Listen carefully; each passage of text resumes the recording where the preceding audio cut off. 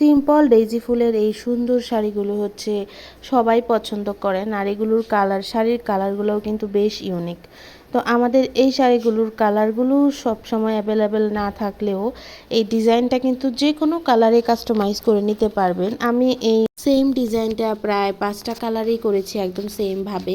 তো 5টা কালারের ছবি মনে হয় পেজে এখনও দিতে পারিনি, শুধু ভিডিও দিয়েছি। ভিডিও দেওয়ার পর থেকেই আলহামদুলিল্লাহ সবাই অর্ডার করছেন।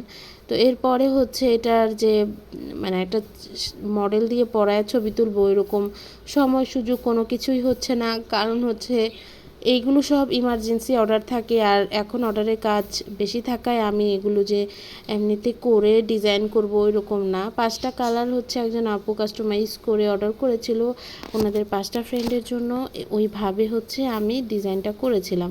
তখন এগুলোর আর ছবিও তোলার টাইম পাই নাই, তবে প্রত্যেকটা কাজ করার সময় অল্প অল্প করে ভিডিও রেখেছিলাম। প্রথমটা ছিল একটা কালার, এরপরে হচ্ছে এটা আরেকটা কালার, এটা বেগুনি কালার।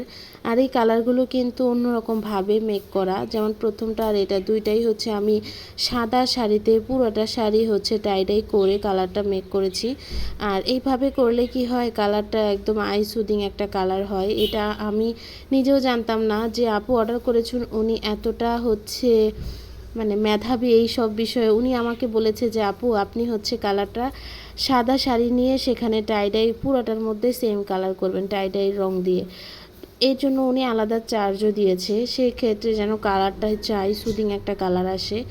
আমি বলেছি টাইডাই যদি সব জায়গায় সব রকম সমানভাবে রঙগুলো না বসে, টাইডাইয়ের রঙগুলো তো পুরোটা শাড়ি একটা বড় জায়গা লাগবে। আপু বলতেছে যে আপু বসবে, আপনি একবার দেখেন। আমি নর্মালি টাইডাই তো হচ্ছে বেঁধে কাজ করেছি, প্রথমবার হচ্ছে বাঁধা ছাড়া পুরাটা শাড়ি ভিজিয়ে তারপর হচ্ছে রংটা করেছি, সেটা একদম অন্যরকম এক্সপিরিয়েন্স।